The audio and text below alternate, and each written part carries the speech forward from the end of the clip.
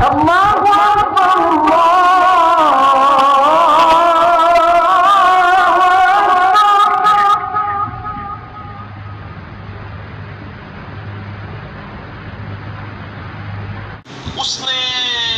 کیا کیا کہ اس نے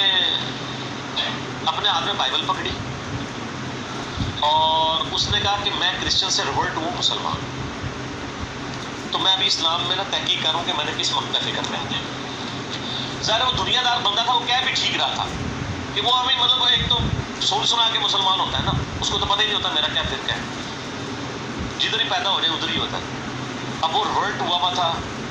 پورا علم حاصل کیا، قرآن پڑھا، کہتا ہے بائبل لے کے میں پہنچا تو میں نے کہا یہ دیکھ لیں میں بائبل ہے، میں تو کرسچن سے مسلمان ہوں، تو اس طرح میں اسلام کے فرقوں میں تحقیق کر رہا ہوں، تو میرے بھی کچھ کوشچن ہیں جو آپ نے ایڈریس کرنے ہیں۔ انہوں نے اس کے لیے دروازہ کھول دیا، یہ اس نے مجھے خود سنایا۔ کہتا ہے میں جب اندر ہوا نا، میں نے ان کو کہا کہ یار یہ آپ کس بنیاد پہ کلیم کر رہے ہیں کہ یہ قرآن جو ہے یہ اللہ کی کتاب ہے اور نبی الاسلام اللہ کے پیغمبر ہیں؟ ٹھیک ہے، یہ تو آپ کو کہانی کرائی گئی ہے نا کہ وہ نبی الاسلام کو نہیں مانتے۔ بسم اللہ الرحمن الرحیم۔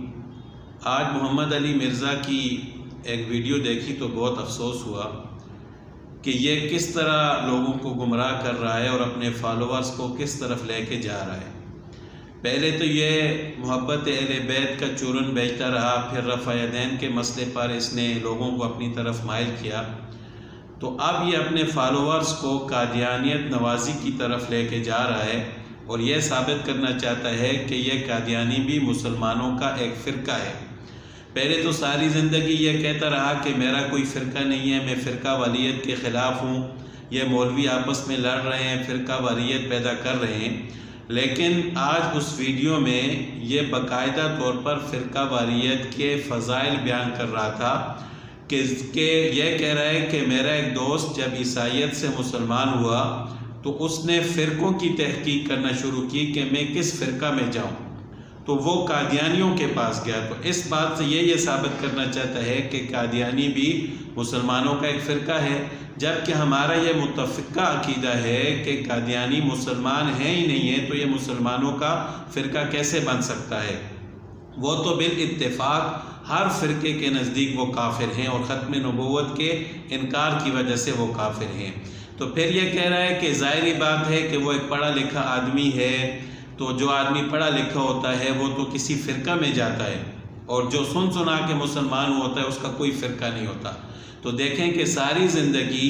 جو یہ ثابت کر رہا تھا کہ میرا کوئی فرقہ نہیں ہے، میں فرقہ والیت کے خلاف ہوں، میں علمی اور کتابی مسلم ہوں، وہ آج فرقہ والیت کے فضائل بیان کر رہا ہے کہ جو عقل مند شخص ہوتا ہے، جو تحقیق کر کے مسلمان ہوتا ہے، وہ ضرور کسی نہ کسی فرقہ میں جاتا ہے،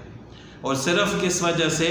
کہ قادیانیوں کے فضائل بیان کرنے کی وجہ سے کہ وہ ایک بہترین فرقہ ہے، نعوذ باللہ۔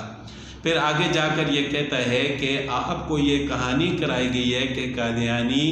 قرآن کو نہیں مانتے، رسول اللہ صلی اللہ علیہ وسلم کو نہیں مانتے، یہ آپ کو کہانی کرائی گئی ہے، نعوذ باللہ۔ جس نے مسلمانوں کے اجتماعی اور اتفاقی عقیدہ ختم نبوت پر ایک بہت بڑا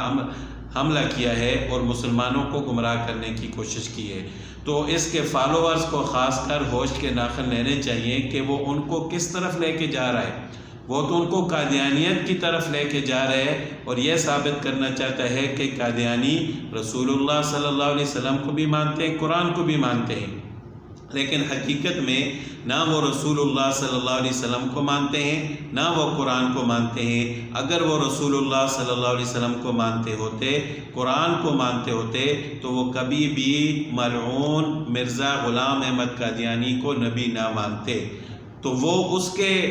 پیروکار ہیں، اس کو اپنا نبی مانتے ہیں، نہ تو وہ رسول اللہ صلی اللہ علیہ وسلم کو مانتے ہیں اور نہ قرآن کو مانتے ہیں۔ لیکن یہ شخص اب لوگوں کو قادیانیت کی طرف لے کر جا رہا ہے۔ اللہ ہم سب کو اس کے فتنے سے محفوظ فرمائے۔